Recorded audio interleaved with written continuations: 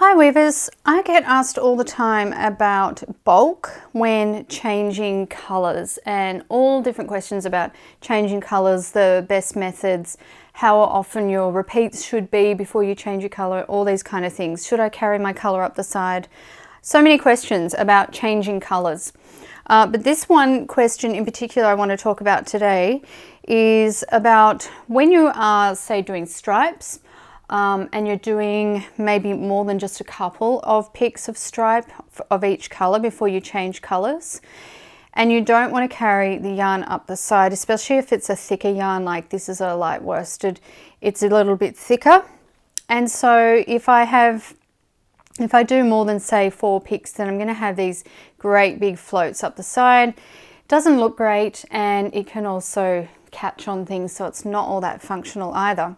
Today's video is brought to you by the online weaving school. With over 50 classes available, there really is something for every weaver of every level. You can choose from a membership or a single class purchase. Come on over and find out why over 5,000 weavers are already registered. When you visit the weaving school, you're not just visiting an education centre, you are visiting a community. I hope you can come and join us today. So the only other way, if you're not going to carry the colours up the side, is to cut them and then restart with the new yarn. But this creates its own set of problems. The main one being that when you tuck in the tail at the selvage, it's a little bit bulky. So I've cut my pink here just to say that I'm going to continue on weaving, and just say that I was going to change colours at this point from the pink to, I don't know, this blue. That'll do, it's lying around. And I tuck that in. I usually like to tuck it in at least 3 warp threads deep. All right. And then I beat that. The tail that I've tucked in is actually slightly visible. Now when you're using thinner yarns, like if I'm using an 8-2 cotton to weave a towel or a scarf or whatever it is that I'm weaving, and I beat into the selvages are so tight, the warp threads are closer together at the selvages, you really can't see when you have cut and put a tail in. It just disappears, unless you're really looking for it. So, but to the untrained eye, it's not visible. But a thicker yarn like this one is probably going to show. So if we go into the next shed, I'm in the down shed now, and I pop this one through and beat that. Well, it's not too obvious here. You can see it a little bit, and some people are more bothered than this by others. Me personally, I'm not really bothered by it very much. Even if it is a thick yarn, I don't really mind.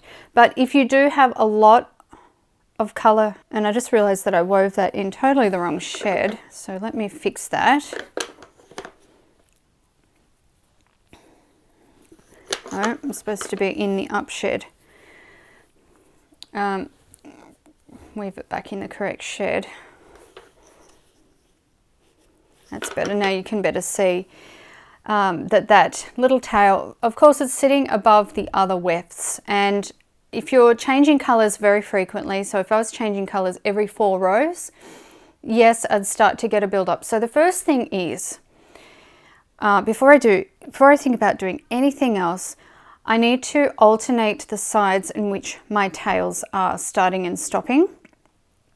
So if I was bringing this blue yarn in, I wouldn't bring it in the same side that I've brought in the pink, because what happens is then in the next shed I need to tuck the tail in here, and I'm going to end up with even more bulk on top of the pink one already. So first thing to do would be, and this would be a continuous piece of yarn, not just a scrap as I'm using here, I would put the tail on the opposite side, so that when I then went to tuck the tail in my 3 warp ends on this side, it's not going to be bulk on bulk sitting there. And I would want to do that each and every time I change colors. I change on this side one time, this side the next time. Okay, so let's go back and I'll take out what I've just woven, because I wanted to try something today and I'm not 100% sure if it's going to work. I've already tried it, but I haven't wet finished, and you know, wet finishing can tell everything. But one of my ideas was to reduce that bulk at the side. Well, you could actually do a split ply join, which is splitting the ply of this yarn and the new yarn that I want to start. So I wanted to start my blue and then joining them right at the selvage, so that when it goes into the new shed, the blues just join to the pink. Okay, that's one option. The reason I'm not going to show you that is because I'm using superwash yarn. It doesn't work with superwash yarn. It'll work with wool, but not with superwash, because the barbs or the little fibers on the wool that you need that makes it stick to itself have been taken off for superwash. So I'm not going to show you that, but I'm going to show you something similar. So I'm going to grab that tail and I am going to split the plies. So this is an 8-ply yarn, but I'm not going to necessarily try and get 8 plies. I'm just going to split how the plies naturally seem to split easily. Okay, so if I tease it out a little bit, it usually splits into 3 main plies. I don't actually want it too thin, so 3 plies are good.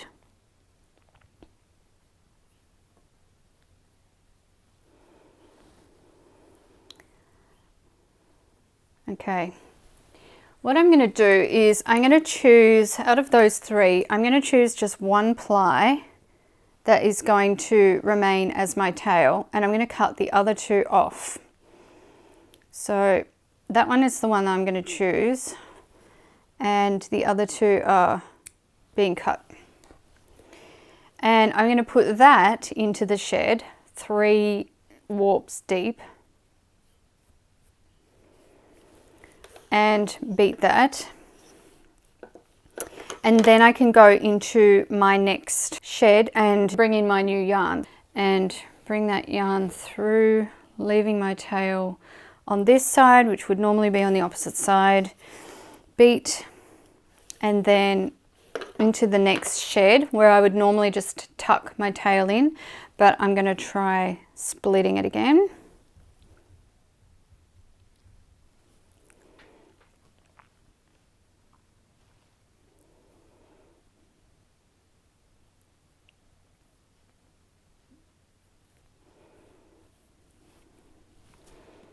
This one's a little bit harder to split, but it's still happening.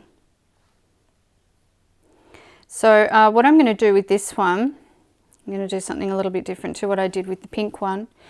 I'm still going to take one of those and tuck it in the three warp threads deep, and I still pinch my edge and arrange it in the shed and all of that, still as though it's a normal edge thread. What I'm going to do with this one this time is I'm going to leave it until I've wet finished, and then I will cut it. I think that will probably be a better option, because then the fibers have time to all settle. I can see already from my pink that I've got a little fluffy here, and that's because those 2 extra plies that I cut already. So I think it'll be better if I leave those and then wet finish and do it that way. I'm just going to weave a couple more sheds, or as much as I can get out of this, blue.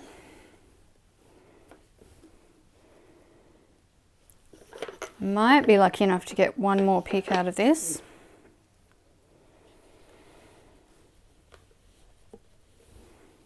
I'm pushing it though.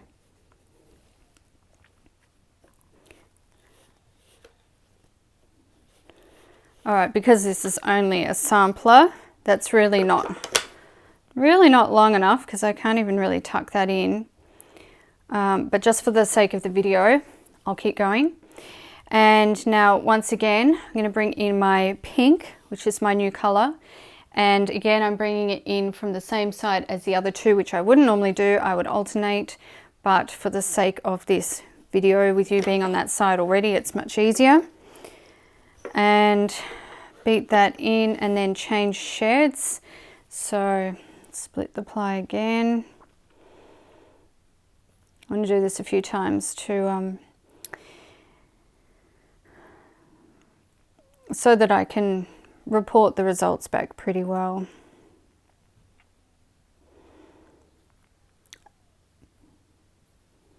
It certainly does reduce the bulk in the shed, but as for how well it holds up, not sure just yet.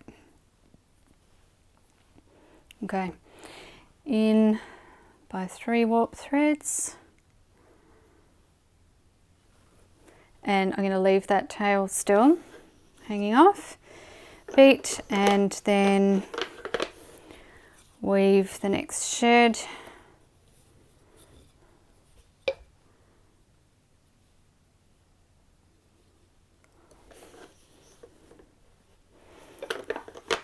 Do a few more.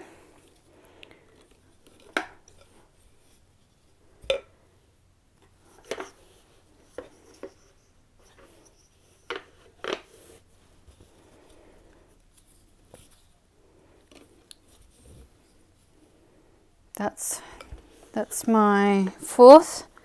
1, 2, 3, 4. Yes, so that's the fourth. So I'm going to cut that again and split the ply and just do it a few times, and that will really show me whether this is something good or something silly that I've done. This is how I find out about a lot of things. Someone asked me a question and I start exploring, and sometimes my ideas work and sometimes they don't work. I've actually got more blue over here, all in a tangle, which is very typical of me. I do want to put some on this side as well, just so that when I wet finish, I can really see on each side what's happening. That little one's worked its way out. Into the up shed and then split on this side. This little loom that I'm using is an Ashford Sampleit. I'll leave a link to that down below if you're interested in checking them out. Really fantastic for doing just smaller samplers and things like that. You can see here I've had a good play around with some pickup sticks. I really like it takes me only 10 minutes to warp this loom, and you can use it for samplers, or you can use it for smaller items like a scarf. It's actually just the right width for a scarf. All right, there goes my next one. And then I'll weave 4 picks of blue.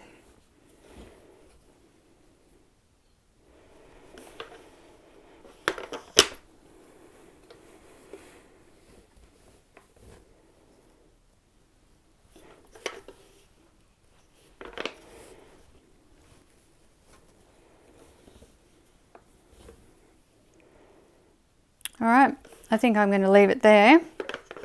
I can do one more on this side, seeing as I'm finishing off. And I don't have much space left for weaving now on this warp. I've pretty much used most of it up. You can, on the sampler, another really great thing is you can get really close to the warp, so you can really maximize and use the warp efficiently. Okay, almost done. I'm going to tuck that one in 3. Beat it in, and then I'm done. So I'm going to return to you. I'm going to cut this off the loom right now, and I'm going to wet finish this because I want to see how my other designs are going to look once they're wet finished as well, which is one of the purposes of a sampler. You always wet finish at the end so that you know how the properly finished fabric is really going to look. And I will report back in with you when this little piece is dry.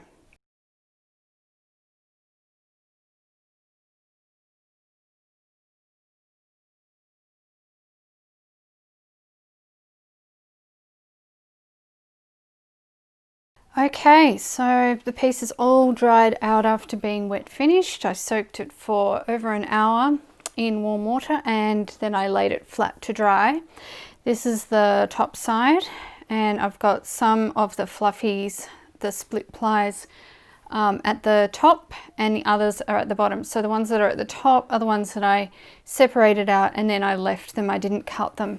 So straight away I notice from the ones that I did actually cut that they've left these little fluffy bits on top. I am going to cut those flush with the fabric, being careful not to cut my fabric, and that helps.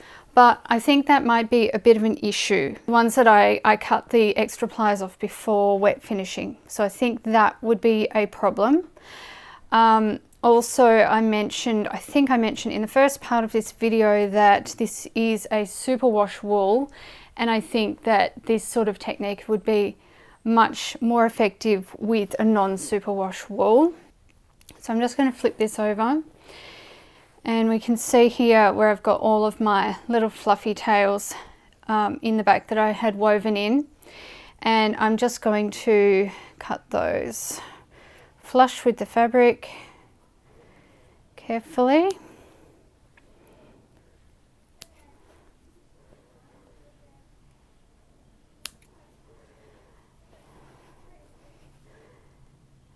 And then once those are out of the way, we can get a good look at it and see how those selvages look, whether they look less bulky, or whether there's any issues with the split plies.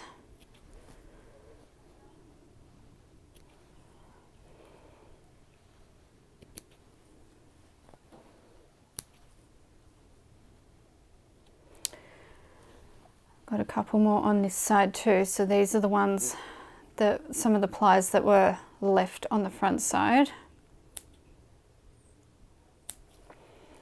And I think that's about it. That one looks a bit fluffy there. Okay, I'll turn it back over. All right, so I've got an issue right here with this. Oh, this one hasn't been cut yet. With this piece here. So this is I'm not sure if this is one of the pieces where I cut the extra plies off first before wet finishing. It may be, because it seems to be the only one that you can see that it's sort of gone back into the work, and so it's left a gap there on the selvage on the outermost warp thread, which is not good. It's not attractive to look at. As for the other ones, I think they're okay. I can see here there's another end that's kind of sticking up a little bit, which is less than ideal. As for reducing the bulk, I think from what I can see, it definitely has reduced the bulk, but it seems there's a bit of a price to pay for doing that. So there's the ends that kind of work their way back in once they're cut, and that definitely was worse for the ones that I cut prior to wet finishing. So any cutting that you're going to do, make sure that you wet finish the piece first. And yes, I do think that there is a reduced bulk as a result of splitting the plies, but I'm not completely sold on this technique because of the problems and because of the extra time that it takes to split the plies, and then it seems to make the edges just that little more unstable. So I would say about something like this, if you want to give it a try, make a little sampler, or if you already have a sampler on the loom. Sometimes I just like to have a sort of running sampler on the loom, which is what this is. This is actually, I've got 2 YouTube videos on this entire sampler that I did, and it was, I just put some warp yarn on, and then I ended up making the 2 videos showing all of these different patterns. I'll link to those down below if you're interested in giving these really nice patterns a go. But it can be really nice sometimes, and I did these on my samplet as well, And so you can just have, with something like the Sampleit loom, it's so small. I have mine hanging on the wall, and I often just have a warp on there that I can go and test ideas on and that sort of thing. It's just really handy to have around. This one's not included in the class, but I did that with pickup sticks. So that was just a fun little thing that I did on a Sunday afternoon, just to play around with and see what I could do. Just dig zigzagging, changing the direction of the zigzags. That was really fun. But anyway, yes, I was talking about having a sampler. If you're going to try a new technique like splitting the ply at the edges to try and reduce the bulk, then I really encourage you to don't try it on a piece that you're already weaving or a piece that's important to you. Do it on a sampler or a piece that doesn't really matter, or the end of a piece, or something like that, where it's not going to matter if it doesn't work out very well for you. Certainly I'd be interested if anyone gave this a go with pure wool instead of superwash like mine is superwash, to see whether that works out any better. And also, if you have any specific techniques that you like to use on reducing bulk at the edges when you're swapping colors over a lot, I would be very interested to hear that too. So leave me a comment down below. And also, if you do give this a try, please come back and leave me a comment and tell me how your experiment turned out. I would be very interested to hear. Well, that's all from me today, folks. Thanks so much for being with me again, and until next time, happy weaving.